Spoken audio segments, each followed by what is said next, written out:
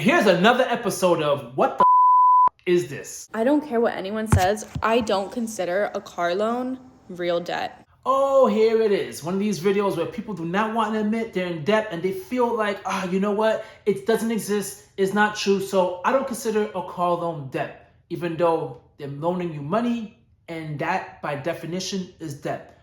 Let her continue and let's see what she says. There are two things actually I don't consider real debt. Oh, so now it's fake debt. It's not real debt. And there's two things, man. I gotta hear what these two things are.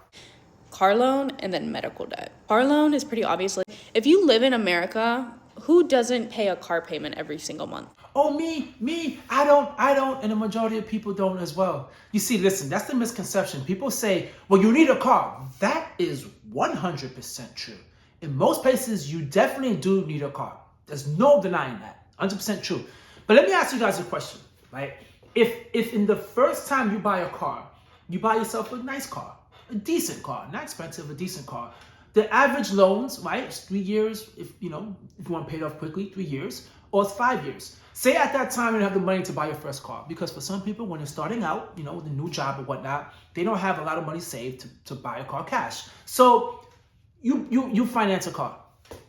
After 5 years, you have to take care of it. The car is yours. You do understand the car is yours, right? So you might have to go 5 years of misery of having a car, but after that is yours. Once again, you could pay it off early, you could do everything, but for this situation, 5 years done, the car is yours. That's it.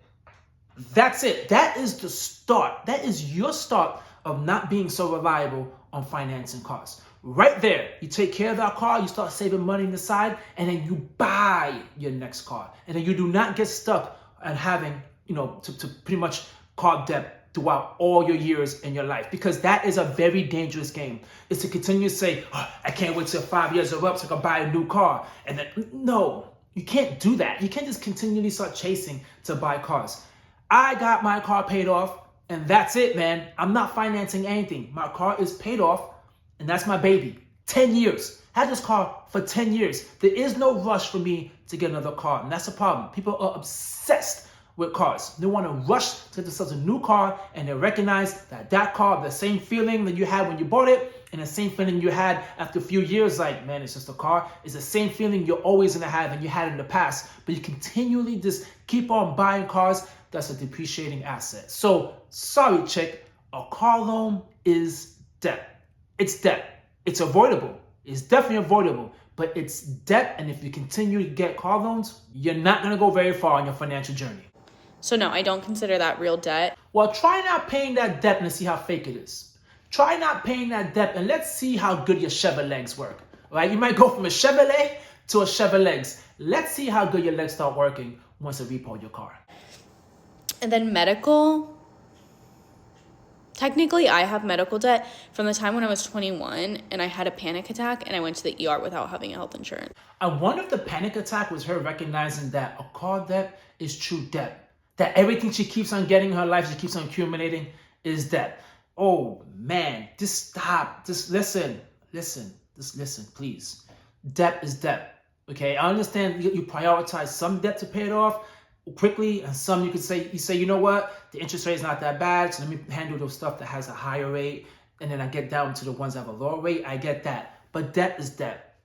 Plain and simple. You cannot just walk around saying, you know what? I'm going to go to the doctor's office, and you know what? I don't really care because it's not considered debt, okay? I'm going to get a car loan because it's fake because I need a car. You cannot walk around life thinking that way. If you do, you're always going to be stuck, and then the next video you're going to make is to be how much you hate your 9 to 5. And yes, of course you hate your 9 to 5 because you need to pay off this fake debt that's lingering and is really, really, really going to set you back.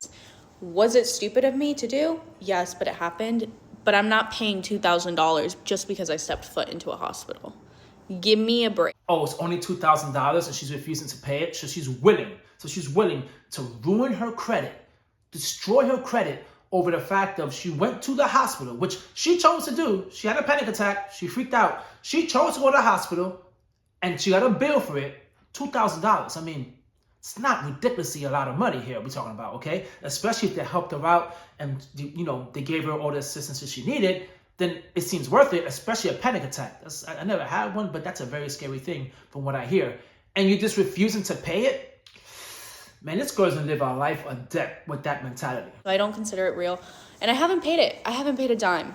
And little by little, those payments started falling off and they started calling me less and less and less. So yeah, I'm not telling you to not pay your medical debt, but like, maybe don't pay your medical debt. Man, the things people do, man, when they're in debt is just ridiculously crazy. They think they can just get away with it. I see a bunch of videos out there. People's like, you don't pay this, you let it go to collection, debt is not real. It's like, come on, man. I understand times are hard right now.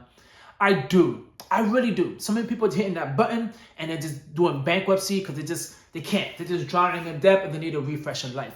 But there's other people as well that's just ignoring everything. They're saying, you know what? I'm not paying my bills. How with it all? It wasn't my fault. It's their fault. Blaming that person, that president, that governor, that corporation. They're just blaming. But man, what's all said and done, it's your fault.